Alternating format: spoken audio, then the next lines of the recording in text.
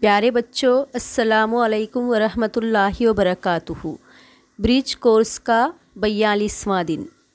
درج ذیل نظم اردو شاعری کی ایک مقبول ترین صنف ہے جسے ہم قصیدہ کہتے ہیں۔ قصیدہ اردو شاعری کی ایک مقبول ترین صنف رہا ہے۔ لفظ قصیدہ کے معنی مقصود، ارادہ ہے، یعنی قصیدہ لکھتے وقت شاعر کا کچھ خاص مقصد اور ارادہ ہوتا ہے۔ قدیم زمانے میں شاعر کسی نواب، امیر یا بادشاہ کی خوب بڑھا چڑھا کر تعریف و توصیف کرتا تھا۔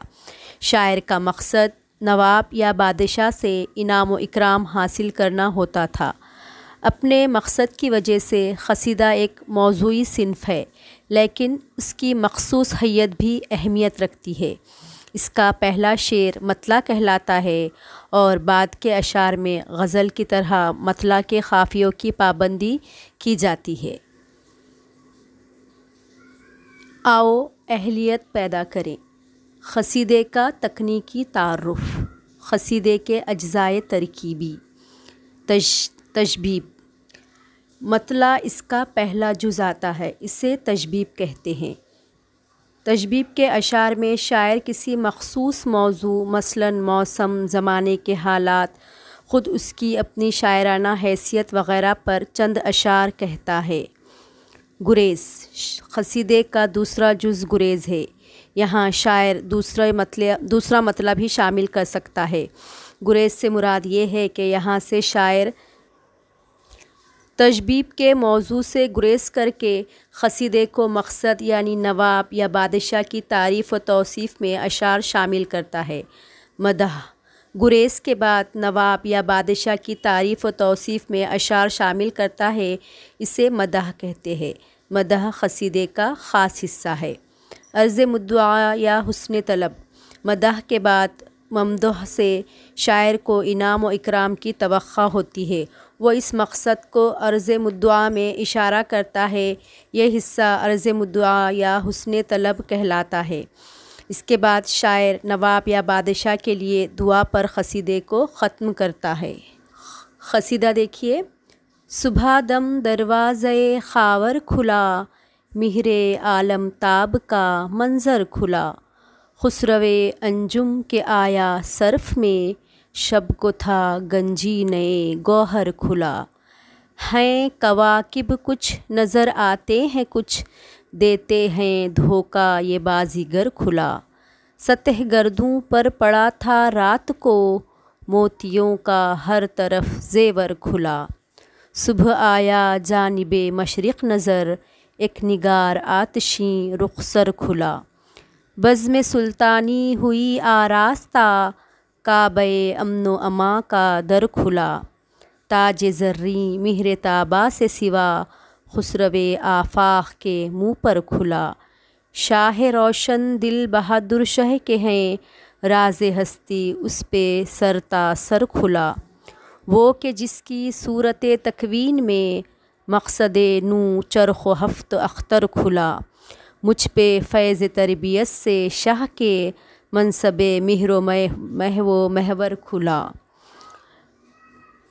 باغ معنی کی دکھاؤں گا بہار، مجھ سے گر شاہ سخن گستر کھلا، پھر ہوا مدحت ترازی کا خیال، پھر میں و خورشید کا دفتر کھلا، مدح سے ممدوح کی دیکھی شکوہ، یا عرض سے رتبۂ جوہر کھلا، مہر کاپا چرخ چکر کھا گیا، بادشاہ کا رایت لشکر کھلا، بادشاہ کا نام لیتا ہے خطیب، اب علوِ پایۂ منبر کھلا، ملک کے وارث کو دیکھا خلق نے، اب فریبِ طغرل و سنجر کھلا، ہو سکے کیا مدح ہاں ایک نام ہے، دفترِ مدح جہاں داور کھلا، جانتا ہوں ہے خط لوح ازل، تم پہ اے خاقان نام آور کھلا، تم کرو صاحب خیرانی، جب تلک ہے طلسم روز و شب کا در کھلا۔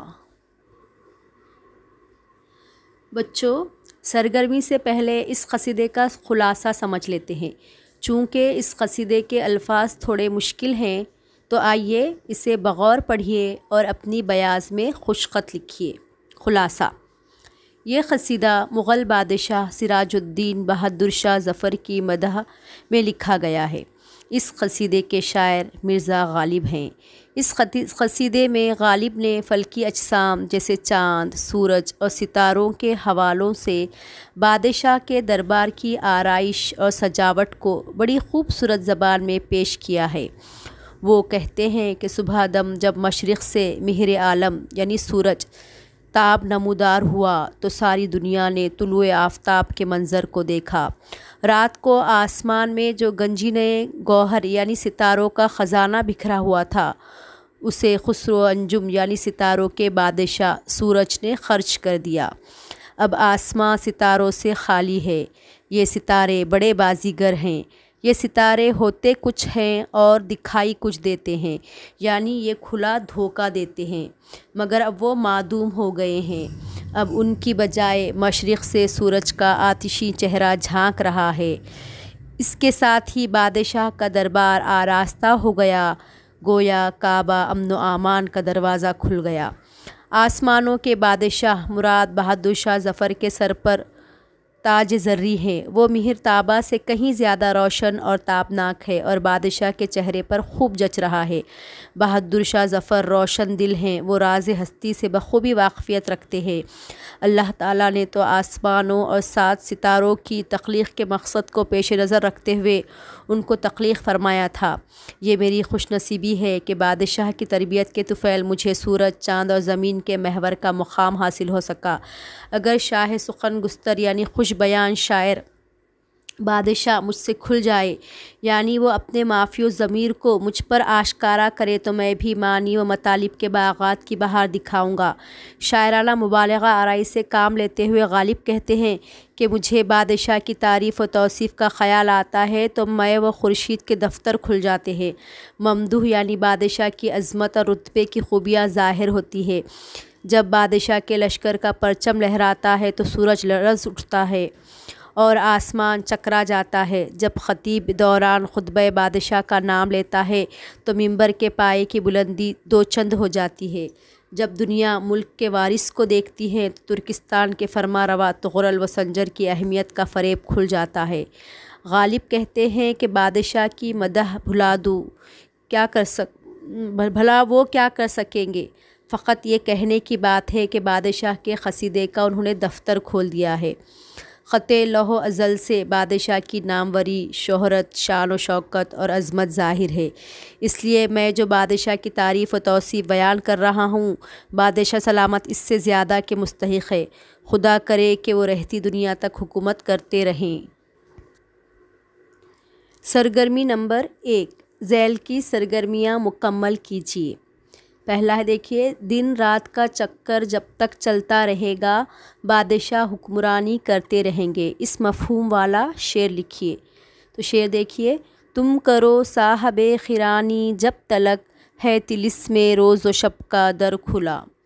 دوسرا سوال ہے، سورج کے کانپنے اور آسمان کے چکرانے کی وجہ لکھیے۔ جب بادشاہ کی فوج کا جھنڈا لہرایا تو اس کی ہیبت سے سورج کانپنے لگا اور آسمان چکر کھانے لگا، یعنی حواس باختہ ہو گیا۔ سرگرمی نمبر 2، الف اور بے کی جوڑیاں لگائیے۔ دیکھیے، ستون الف میں ہے سطح گردوں، تاج زریں، کواکب، جانب مشرق، اور ستون بے میں بازیگر، نگار آتشی رخ، مہر تاباں، موتیوں کا زیور۔ تو سطح گردوں کے لیے ساتھ کی جوڑی کیا ہوگی؟ موتیوں کا زیور، اور تاج زریں مہر تاباں، کواکب بازیگر، اور جانب مشرق نگار آتشی رخ۔ سرگرمی نمبر 3، ویب خاکہ مکمل کیجیے۔ قصیدے کے اجزائے ترکیبی لکھیے۔ قصیدے کے عموماً 5 اجزائے ترکیبی ہوتے ہیں۔ پہلا ہے تشبیب، دوسرا گریز، تیسرا مدح، چوتھا عرض مدعا یا حسن طلب، اور 5واں دعا۔ جمال فکر: صبح آیا جانب مشرق نظر، ایک نگار آتشیں رخ سر کھلا۔ اس شعر میں فکر کی جو خوبصورتی ہے اسے اجاگر کیجیے۔ صبح دم جب سورج طلوع ہوتا ہے تو اس کی روشنی میں زیادہ آب و تاب نہیں ہوتی، سنہرے پن کی بجائے سرخی ہوتی ہے۔ شاعر نے اس مشاہدے کو اپنی فکر کے مطابق ایک الگ انداز میں پیش کیا ہے۔ وہ کہتا ہے کہ صبح دم مشرق کی جانب نظر آنے والا سورج سورج نہیں بلکہ آگ جیسے روشن چہرے والا اس کا معشوق ہے۔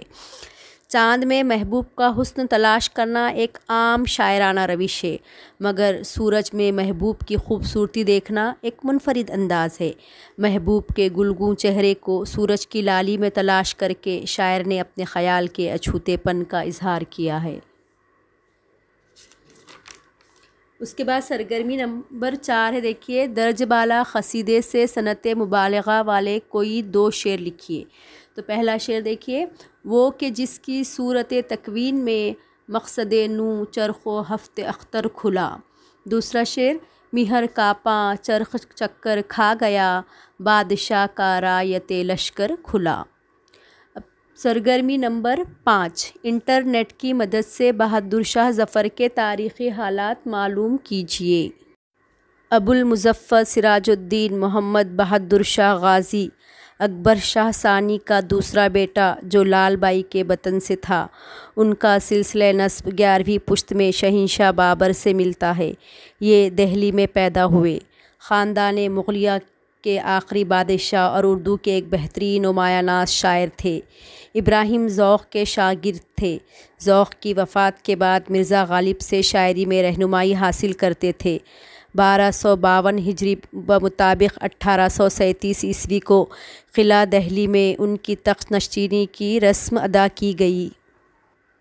1857 عیسوی کی پہلی جنگ آزادی کے وقت بہادر شاہ ظفر 82 سال کے تھے جب ان کے سبھی بچوں کا سر قلم کر کے ان کے سامنے انگریز تھال میں سجا کر تحفے کی شکل میں لائے تھے۔ میجر ہڈسن نے ان کے چاروں لڑکوں مرزا غلام، مرزا خضر سلطان، مرزا ابوبکر اور مرزا عبداللہ کو بھی قید کر لیا۔ میجر ہڈسن نے سبھی چاروں صاحبزادوں کا سر کاٹا اور ان کا گرم خون چلو سے پی کر ہندوستان کو آزاد کرنے کی چاہ رکھنے والوں سے انگریزوں کے تئیں جنگ اور بغاوت کو جاری رکھنے کا خطرناک وحشیانہ عہد کو جاری رکھا۔ بہادر شاہ ظفر نے اپنے بیٹوں کے کٹے ہوئے سروں کو اپنے ہاتھ میں لے کر درد بھرے الفاظ میں ان کے لیے دعا کرتے ہوئے کہا، تیمور کی اولاد ایسے ہی سرخرو ہو کر باپ کے سامنے اپنا فرض ادا کرتے ہیں۔ اس کے بعد شہزادوں کے دھڑکوں کو کوتوالی کے سامنے اور کٹے ہوئے سروں کو خونی دروازے پر لٹکا دیا گیا۔ بہادر شاہ ظفر نے انگریزوں کی داستان کے لیے 1857 عیسوی کی پہلی ہندوستانی جنگ کی اگوانی کی۔ انگریز سیناپتی نے انہیں دھوکے سے قتل کرنے کے لیے بلوایا اور گرفتار کر کے رنگون بھیج دیا۔ بہادر شاہ ظفر مغل خاندان کے آخری بادشاہ تھے۔ 1837 میں تخت پوشی کے وقت انہیں ابو المظفر کے بدلے ابو ظفر محمد سراج الدین بہادر شاہ غازی نام ملا تھا۔ ان کی حکومت ڈھنگ عالم سے پالم تک ہی مانا جاتا تھا۔ وہ نام ماگ کے دہلی کے چیئرمین تھے اور اصل حکومت انگریزوں کے پاس تھی۔ انہوں نے اردو، عربی، فارسی زبان کے ساتھ گھڑ سواری، تلوار بازی، تیر اندازی اور بندوق چلانے کی کافی مہارت حاصل کر لی تھی۔ وہ ایک اچھے صوفی درشن کے جانکار فارسی میاں سولے خن میں ادیب و شاعر تھے۔ وہ 1857 عیسوی تک حکومت کے کام کاج سنبھالتے رہے۔ انگریزوں نے ان پر حکومتی مجرم اور فوجیوں قتل کے الزام میں عدالت کے ذریعے مقدمہ چلایا۔ مقدمے میں پیش کیے گئے ثبوت بہت زیادہ ظلم آمیز تھے اور قانون عام ہونے کے باوجود انگریزوں نے بہادر شاہ ظفر کو مجرم اور قاطع قرار دیا اور ملک سے نکالنے کا جرمانہ دیا۔ بے چارگی، ملک دوست، دیندار بزرگ، 82 سالہ ہندوستان دھرتی ماں کے لاڈلے بہادر شاہ ظفر پر حیرت انگیز مقدمہ سونپا۔ اکتوبر 1858 عیسوی میں انہیں زندگی بھر کے لیے رنگون بھیج دیا گیا۔ اس طرح دیش ایک محب وطن نے ملک سے دور رہ کر بھی ملک کی آزادی کے لیے خود کو قربان کرتے ہوئے اپنے قلم سے آزادی کی لڑائی کو جاری رکھا۔ اس دوران انہوں نے جو غزلیں لکھی وہ اپنی مہارت اور ترقی کے لیے ہندوستان کے آزادی کے متوالوں کے دلوں میں کشادہ جگہ رکھتی ہے۔ رنگون میں 6 نومبر 1862 کو اس آخری مغل خاندان 1857 کی پہلی جنگ آزادی کے رہبر نے اپنی جان نچھاور کر دی۔ آؤ مشق کریں۔ پہلا ہے قصیدے کی تعریف بیان کیجیے۔ ایسی نظم جس میں شاعر کسی بادشاہ، امیر، حاکم یا بزرگ کی تعریف و توصیف اور مدح کرتا ہے اسے قصیدہ کہتے ہیں۔ قصیدے کے لغوی معنی قصد، ارادہ کرنے کے ہیں۔ دوسرا سوال دیکھیے، قصیدے کے اغراض و مقاصد پر روشنی ڈالیے۔ قصیدہ لکھتے وقت شاعر کا مقصد یا ارادہ ہوتا ہے کہ کسی نواب، امیر یا بادشاہ کی خوب بڑھا چڑھا کر تعریف و توصیف کرے۔ اس سے شاعر کا مقصد نواب یا بادشاہ سے انعام و اکرام حاصل کرنا بھی ہوتا ہے۔ اپنے مقصد کی وجہ سے قصیدہ ایک موضوعی صنف ہے، لیکن اس کی مخصوص حیت بھی اہمیت رکھتی ہے۔ قصیدے میں سے اپنی پسند کے منتخب اشعار لکھیے۔ تو آپ قصیدے میں سے اپنی پسند کے اشعار لکھ سکتے ہیں، جتنے چاہے اتنے۔ ہم نے یہاں پر 4 لکھے، دیکھیے۔ پہلا، صبح دم دروازۂ خاور کھلا، مہر عالم تاب کا منظر کھلا۔ دوسرا، ہیں کواکب کچھ نظر آتے ہیں کچھ، دیتے ہیں دھوکہ یہ بازیگر کھلا۔ تیسرا دیکھیے، سطح گردوں پر پڑا تھا رات کو، موتیوں کا ہر طرف زیور کھلا۔ چوتھا، صبح آیا جانب مشرق نظر، ایک نگار آتشیں رخسار کھلا۔ آؤ تخیلاتی بنیں۔ قلی قطب شاہ کے لکھے قصیدے تلاش کر کے پڑھیے۔